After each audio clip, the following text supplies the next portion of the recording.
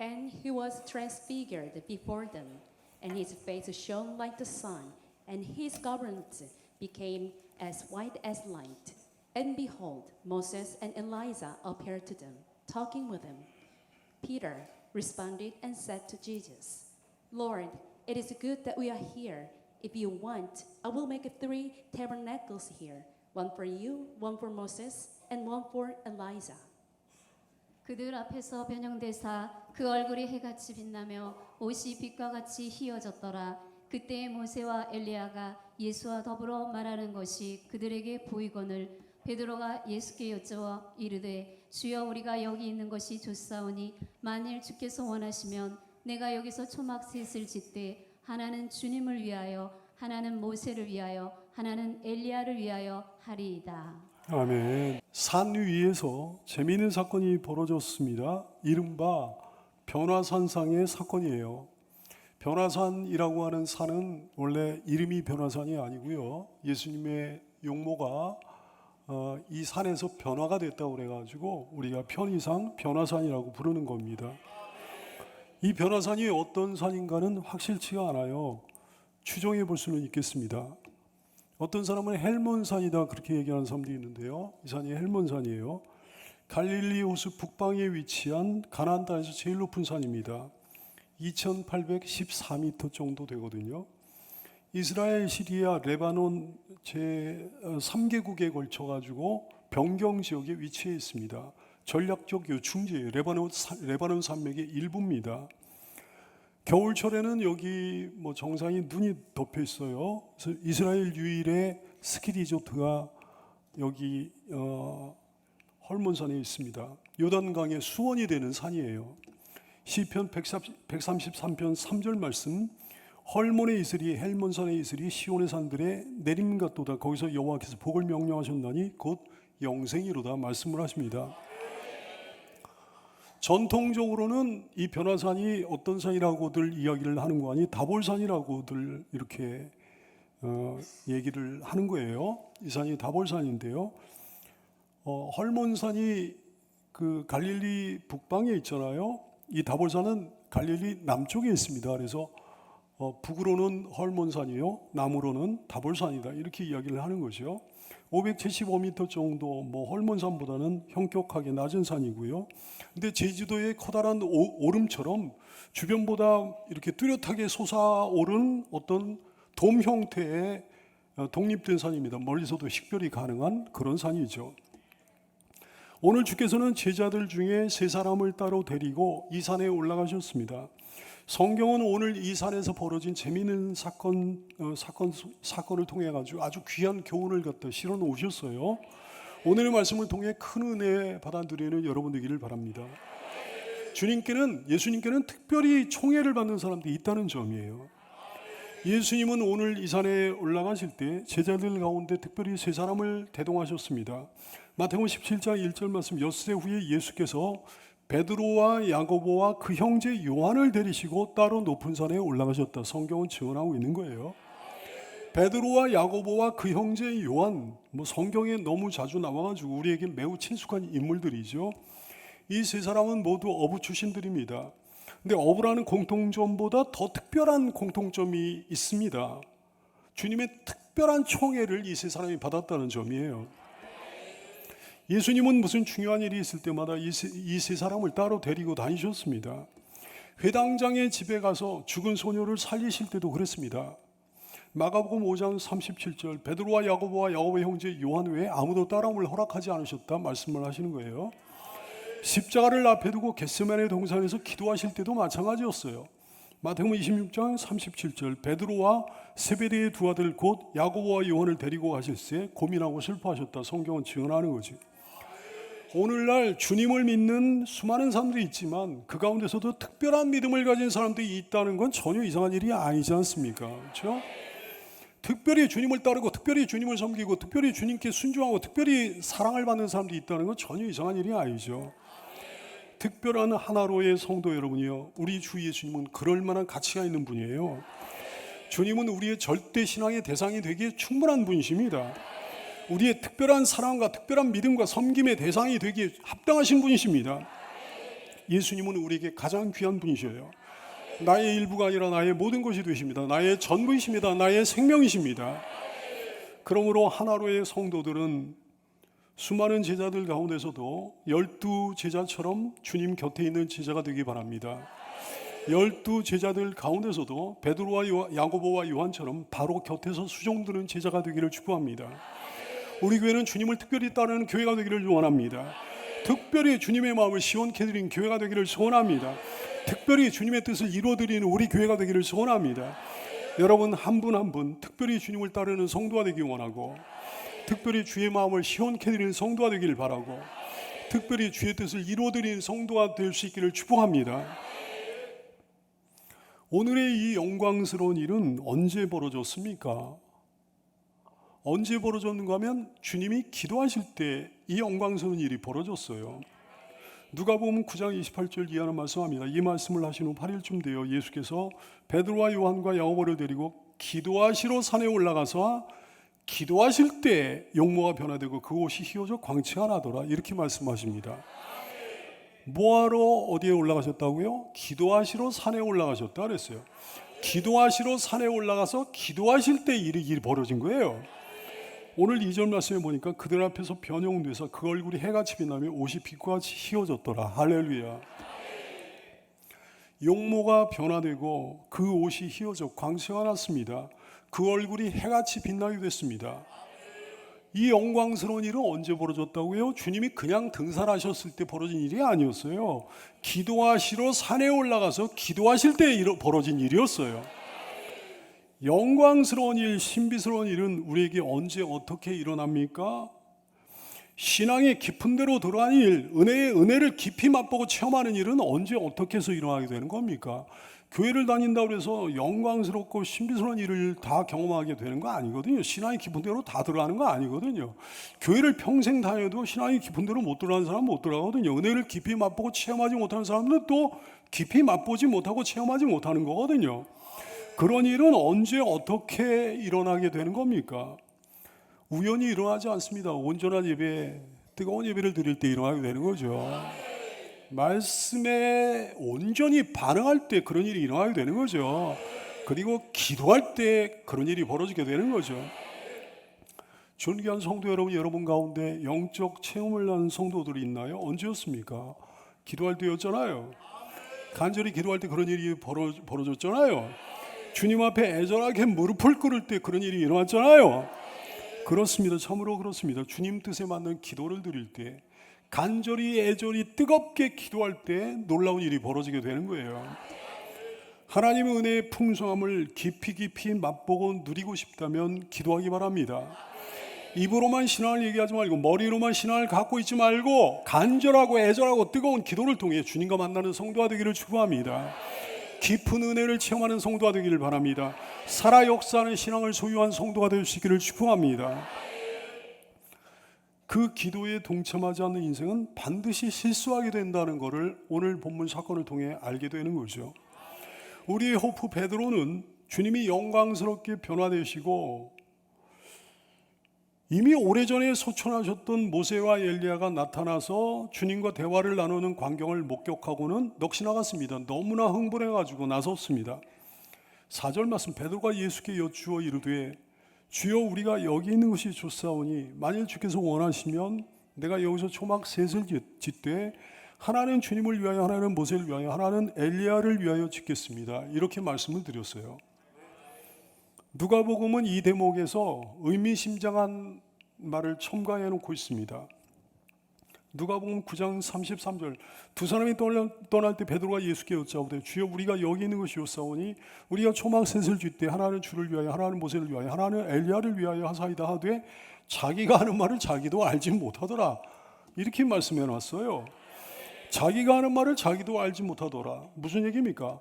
베드로의 제안이 아주 즉흥적인 제안이었다는 얘기죠. 심사숙고해서 한 말이 아니었다는 거예요. 이성에서 나온 말이 아니었다는 거예요. 깊은 묵상에서 나온 말이 아니었다는 겁니다. 넋이 나간 상태, 분위기에 도취돼 가지고 나온 아주 즉흥적인 말이었다는 얘기죠. 당연히 주님의 뜻과는 거리가 멀었습니다. 거리가 먼 정도가 아니라 아주 주님의 뜻과 정반대되는 거였습니다. 주님의 뜻은 뭐였습니까? 세상을 떠나 사는 게 아니었습니다. 산에 사는 게 아니었어요. 세상 속으로 들어가는 게 주님의 뜻이었어요. 세상 속에 들어가 사람들을 변화시키는 것, 구원하시는 것이 주님의 뜻이었습니다. 세상 안에 들어가 사람들의 죄를 짊어지고 십자가를 지시는 것이 주님의 뜻이었다고요. 그렇습니다. 베드로는 주님의 뜻을 거스르는 실수를 한 거죠. 수제자답지 못한 실수를 하게 된 거죠. 베드로가 왜 이렇게 실수를 하게 된 걸까요? 당연히 이유가 있었습니다. 누가복음 9장 32절 말씀하고 있어요. 베드로와 및 함께 있는 자들이, 베드로와 다른 제자들이 깊이 졸다가 온전히 깨어나 예수의 영광과 및 함께 선 모세와 엘리야를 봤다 그랬어요. 올라가기는 같이 올라갔는데요, 기도하기는 주님 혼자 기도하셨습니다. 기도하시던 중에 주님은 변화되셨고 모세와 엘리야가 나타났습니다. 그래가지고 대화를 나누는 거예요. 그동안에 예수님의 세 제자는 뭐하고 있었습니까? 졸고 있었습니다. 깊이 졸고 있었습니다. 그 모든 과정에 전혀 동참하지 못했던 거예요. 그 모든 과정에서 졸고 있느라고, 깊이 졸고 있느라고 동떨어져 있었던 거예요. 그러다가 퍼뜩 깨어 거두절미하고 그 놀라운 광경만 보고는 넋이나가 실수를 하고 만 거죠. 보배로운 하나로의 교우들이여, 여러분 기억하십시오. 기도하지 않으면 실수합니다. 기도하지 않으면 나를 향한 하나님의 뜻을 알 수 없습니다. 기도하지 않으면 나를 인도하시는 하나님의 계획을 알 도리가 없습니다. 그러니 인생에 실수가 잦을 수밖에요. 사랑하는 교우 여러분, 여러분은 혹시 하나님의 뜻을 몰라가지고 방황하지 않았습니까? 내 인생을 인도하시는 하나님의 섭리와 계획을 알 도리가 없어가지고 우왕좌왕하지 않았습니까?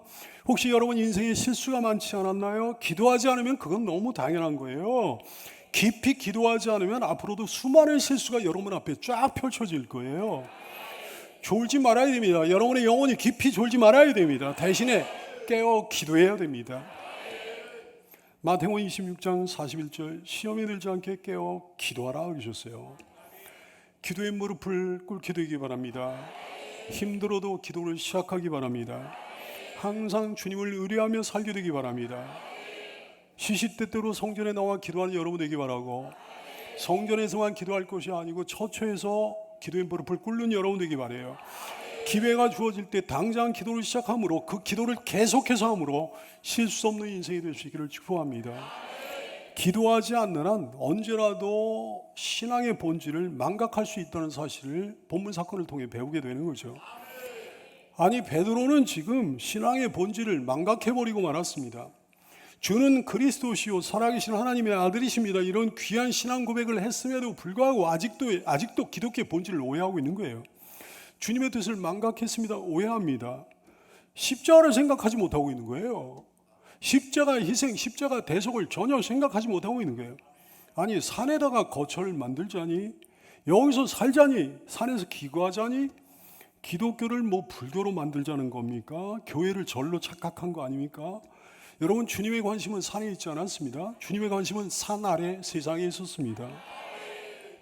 요한복음 3장 16절, 하나님이 세상을 이처럼 사랑하사 독생자를 주셨으니 이는 세상 속에 사는 사람들 가운데 그를 믿는 자마다 멸망하지 않고 영생을 얻게 하려 하심이라 말씀하셨어요. 주님은 산 아래에 있는 사람들을 불쌍히 여기셨던 거예요. 산 아래 세상에 있는 사람들을 구원하시기를 소원하셨던 거예요. 베드로가 만약에 깨어 있었다면, 깨어 함께 기도하고 있었다면 그런 실수 안 했을 거예요. 깨어 있었다면 주님이 조상들과 나누는 대화를 들었을 거예요. 그랬다면 그런 터무니없는 제안을 하지 않았겠지요. 왜냐하면 예수님께서는 엘리야와 또 모세와 대화하시는 중에 당신이 이제 예루살렘에서 고난받으시고 죽으실 것을 말씀하셨기 때문입니다. 누가복음 9장 31절 이하 말씀, 영광중에 나타나서 장차 예수께서 예루살렘에서 별세하실 것을 말했다 그랬어요. 십자가에서 숨지실 것을 말씀하셨다 그랬어요. 근데 베드로와 및 함께 있는 자들 깊이 졸다가 온전히 깨어나 그 말씀 못 들은 거예요. 예수의 영광만 봤어. 함께 선 두 사람을 봤어. 선후 관계가 너무나 분명하지 않습니까? 졸다가 깼기 때문에 주님의 말씀 못 들은 거예요. 기도하고 있었다면, 깨어 있었다면 십자가에 대한 말씀을 들었을 건데 기도 안 하고 깊이 졸다가 깼기에 그 말씀을 못 듣고 만 거예요. 졸다가 깼기에 예수님의 영광만 본 거예요. 기도하고 있었다면, 깨어 있었다면 십자가도 봤을 건데, 십자가도 묵상했을 건데, 기도 안 하고 깊이 졸다 깼기에 예수님의 영광만 보고 만 것입니다. 참으로 그렇습니다. 기도하지 않는 신자는 실수할 수 있는 거예요.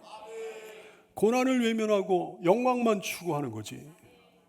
기도하지 않는 신자는요, 십자가를 외면하고 천국만 추구할 수 있습니다. 기도하지 않는 신자는 이웃을 외면하고 자기 안락만 추구할 수 있습니다. 기도하지 않는 신자는 사명은 감당하지 않으면서 복받기만 바랄 수 있습니다.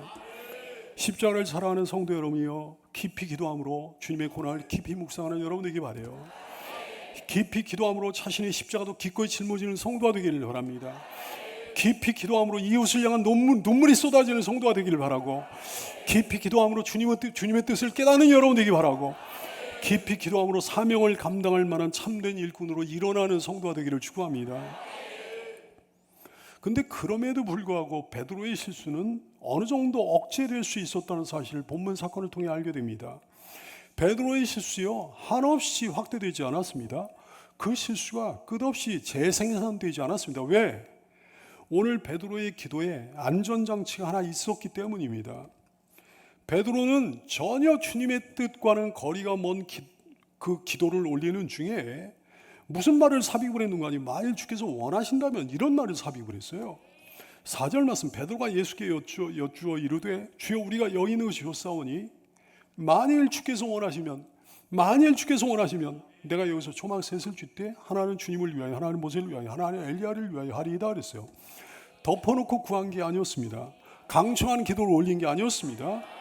왜냐하면 그것이 주님의 뜻인지 아닌지 잘 알 수 없었기 때문입니다.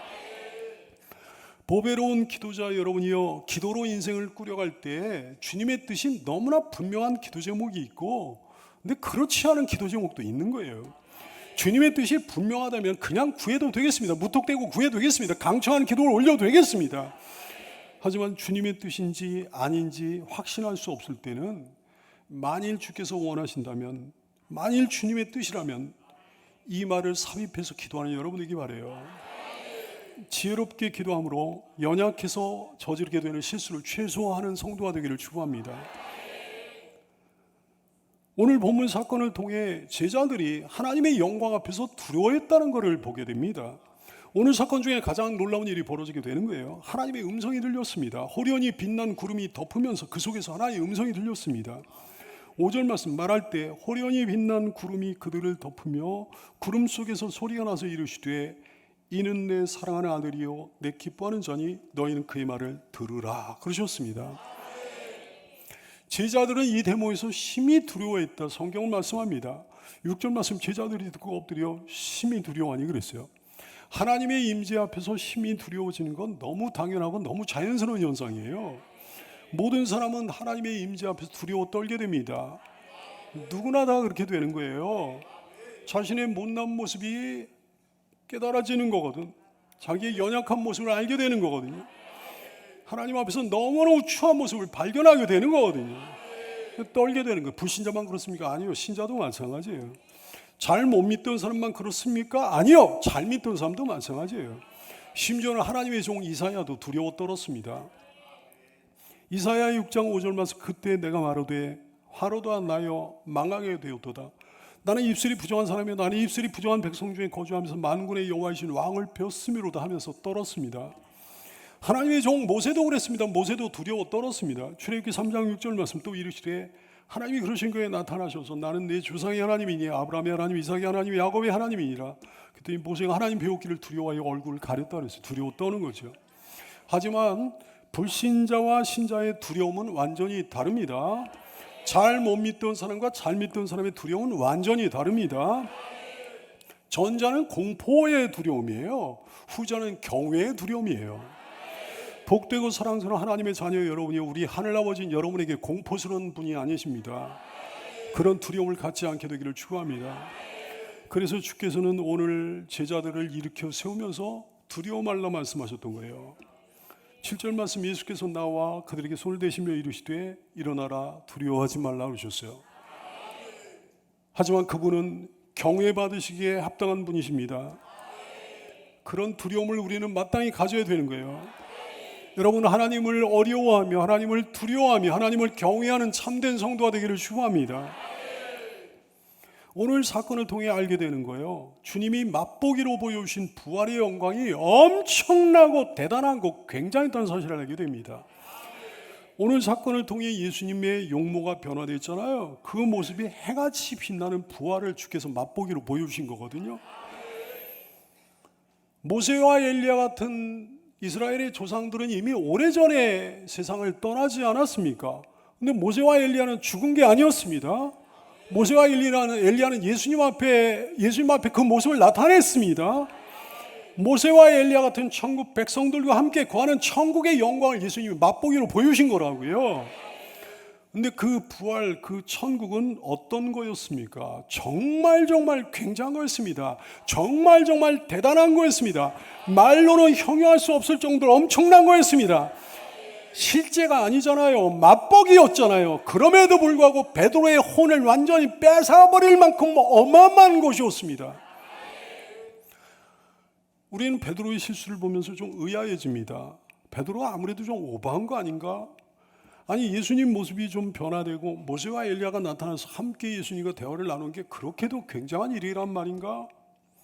여러분, 베드로는 삶에 대한 애착이 많은 사람이에요. 삶에 대해 열정적인 관심을 갖고 있던 사람이에요. 근데 그 베드로가 아예 우리 여기서 삽시다, 여기 거처를 만들어 여기서 삽시다 할 만큼 그렇게도 굉장한 일이란 말인가?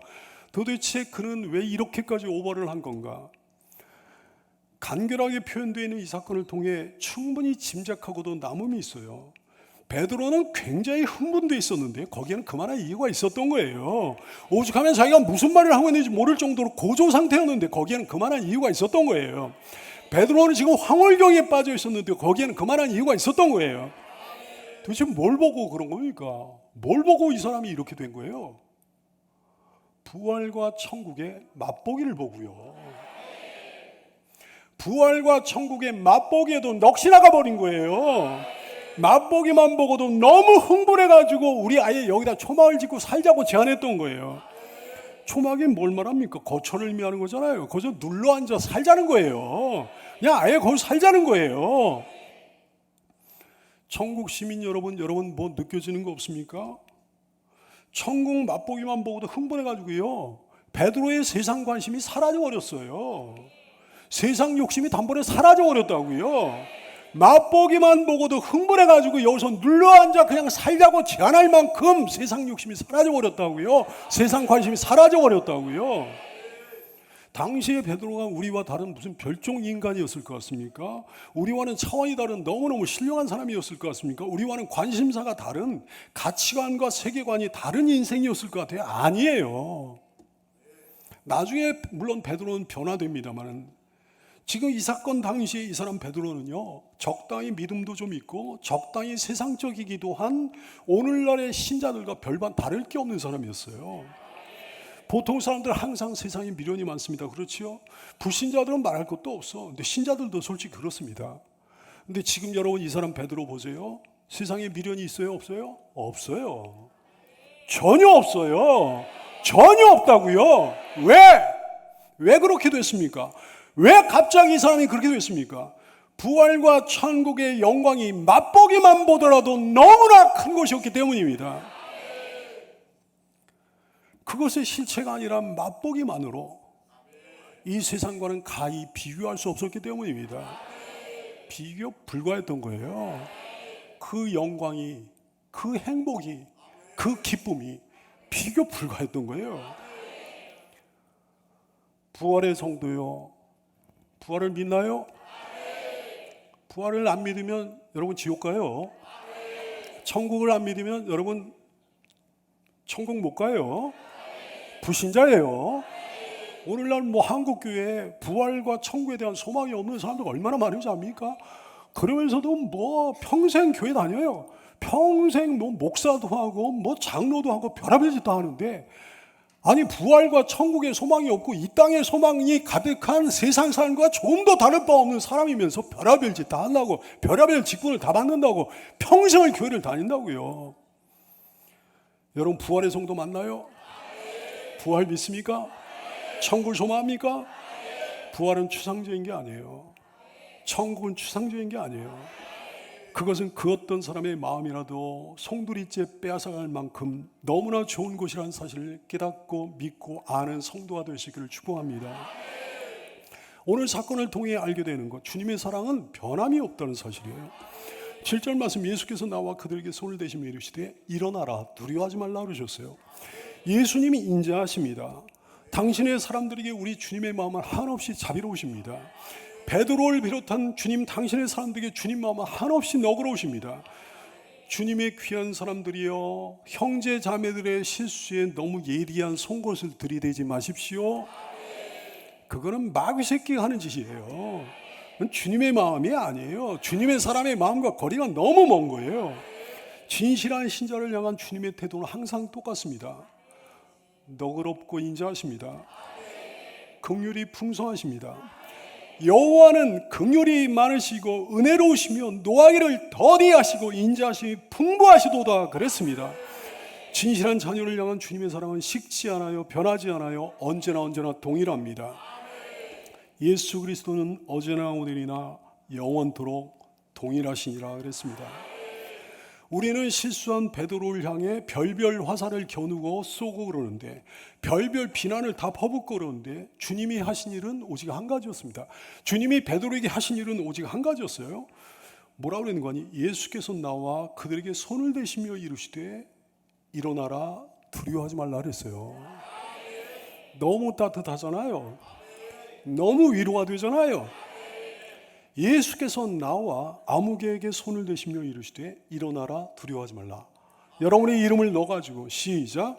예수께서 나와 이게 손을 대시며 이르시되 일어나라, 두려워하지 말라. 다시 한번. 예수께서 나와 손을 대시며 이르시되 일어나라, 두려워하지 말라. 실수하여 낭패를 겪고 있는 여러분을 향한 우리 주님의 자비롭고 은혜로우신 음성을 확실히 듣는 성도가 되기를 축복합니다. 주님은 특별히 뭐라고 하시는 거 아니? 일어나라, 두려워하지 말라 그러셨어요. 실수하면 쓰러지고 넘어져 일어나기를 힘겨워하는 게 인생이잖아요. 근데 일어나라 그러셨어요. 주님의 명령이잖아요. 그러니까 일어나야 되는 거죠.